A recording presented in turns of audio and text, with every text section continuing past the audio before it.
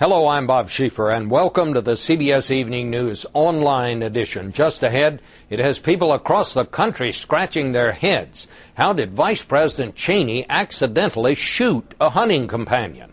Lee Cowan will have details. Also, Homeland Security Chief Michael Chertoff defends his handling of the Katrina disaster. Cheryl Atkinson has the story from Capitol Hill. And all terror all the time. We'll visit a town where SWAT teams and emergency workers train for the worst. It's all starting now on the CBS Evening News online edition. The question was being asked in gas stations, in offices, restaurants all across America today, and the question was, did I hear that right? The vice president shot someone? Well, by now you know the answer, incredibly, is yes. And by every account, it was an accident, and yes, the victim is recovering very well. But that's only part of it, so we'll start at the beginning of this story tonight with Lee Cowan in South Texas. The man who found himself at the wrong end of the vice president's 28-gauge shotgun is up and joking with hospital visitors tonight. Doctors say 78-year-old Harold Whittington is making a speedy recovery, but he will likely walk out of the hospital with most of the birdshot the vice president gave him. And to go ahead and to take each and every BB or pellet out, sometimes the treatment is worse than the affliction, so many times we'll just leave them be. The shooting happened late Saturday on a ranch some 90 miles south of Corpus Christi, Texas. Witnesses say Mr. Cheney, an experienced bird hunter, this time out for quail, had walked ahead and didn't notice that Whittington had come up behind him in the brush, failing to announce his presence. A bird flushed. The vice president took aim at the bird and shot, and unfortunately, Mr. Whittington was in the line of fire and got peppered pretty well. Ken Tuggle, an avid sportsman himself, told us as hunting accidents go, the vice president's is not uncommon. If a bird jumps up between us and I'm excited. Yeah. And from 30 yards away, the distance, witnesses say Mr. Cheney was standing from Whittington when the gun went off. It's still a heck of a jolt. So if you did get hit with this, what do you think it'd feel like? Burn like heck. Yeah. Here, this is an investigation so routine, the local sheriff says he didn't send his deputies to interview the vice president until the following morning. I mean, everybody knew it was an accident, and it's nothing criminal, so that's why he went the next morning. Of course, there's nothing criminal here, but it sure is embarrassing. Take a look at today's New York Daily News. And this was just one paper. And if you think that's good, just wail tonight. The late-night comics are sure to have a field day with this one. Bob. The battle over who's responsible for the federal government's poor response to Hurricane Katrina just keeps going on and on. Today, it was a member of the president's cabinet who was defending himself, and CBS News correspondent Cheryl Atkinson was there for that.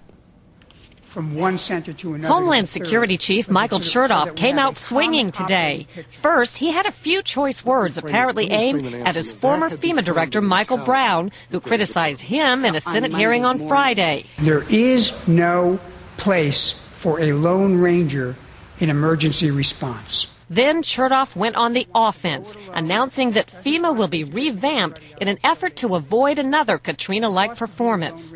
The plan includes hiring up to 1,500 people and improving high-level communications. But if Chertoff was hoping to get out in front of an expected grilling at a Senate hearing tomorrow, he may be too late. He also takes it on the chin in a scathing new report on the House side.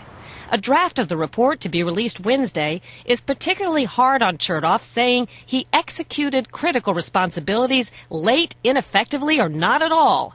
Republican Senator Susan Collins will lead tomorrow's questioning of Chertoff. Do you see Secretary Chertoff keeping his job? That's not my call. That's the president's call. She blames him not only for the Katrina response, but also, she says, for wasting taxpayer dollars. Audits released to Congress today reveal more than a third of the 2.5 million people who got FEMA emergency cash may have been frauds. And some debit cards were used for things like adult entertainment, a diamond ring, and tattoos. Republicans have been quick to criticize, but so far the buck stops short of the president. How can you fault all the people near the top and yet isolate President Bush from direct blame? Well, the president's not in charge of FEMA. The president's not in charge of the Department of Homeland Security. But I think a lot of the president's appointees let him down. One question senators are hoping to get answered tomorrow is why Chertoff was a full day late in learning about the New Orleans levee breaks. Bob? All right. Thank you very much. Violence erupted today in Haiti during protests against the vote counting process in last week's presidential election. Protesters invaded a hotel used by election officials and observers. Helicopters evacuated some of them, but South Africa's Bishop Desmond Tutu stayed and appealed for calm. One protester was killed, but UN troops denied they shot him. An international conference for survivors of terror attacks and victims' families opened today in Spain. 600 people from the United States and a half dozen other countries will talk about their experiences and about ways to fight terrorism. Well, fighting terrorism has become a way of life in one small town here in the United States. Playas, New Mexico has been turned into a real-world school for dealing with an attack. Cynthia Bowers has our report. Welcome to Playas, New Mexico, a place where all hell breaks loose almost every day. A place where SWAT teams from across the country drop from the skies and swarm quiet side streets in search of terrorists, where crowded buses are blown up by suicide bombers and residents don't even bat an eye. They play along. It kind of scares me that we have to have a place like this in our society, but it's very reassuring to know that we have one. When the local copper mine went bust a few years back, Playas was left nearly deserted. Enter New Mexico Tech. It runs one of the nation's foremost anti-terror training programs and decided to turn this ghost town into the centerpiece of its operation. We think that it's vital for people to get firsthand experience, not just classroom and not just simulated. 2 years ago, the university shelled out $5 million to buy Playas lock, stock, and barrel. The school's been developing weapons and programs to counter suicide bombers since the Japanese kamikaze pilots of World War II. We have a number of nuts that have been placed around the C4 to act as shrapnel. Today, the enemies and tactics have changed. So, too, have the targets. What we're using in this one is what was used in Oklahoma City. When Oklahoma City occurred, we were asked, okay, great, you help the FBI, you help the ATF, but how about the cop on the beat and the fireman? They show up 6 minutes after the bomb goes off. Can you help them? In just the last 8 years, 40,000 police, fire, and emergency personnel have gone through the program, 1,000 of them here at Playas. But this kind of training doesn't come cheap. The cost to Homeland Security runs upwards of $20 million a year. $22 million is a lot of money. Is the American taxpayer getting their money's worth here? Saving and protecting American lives is difficult to place a dollar value on. But here, the lessons that are learned will protect American lives. And officers training here today say they aren't worried about if, but when. We're going to be the first ones out there, so we're going to be the ones everyone looks to do something.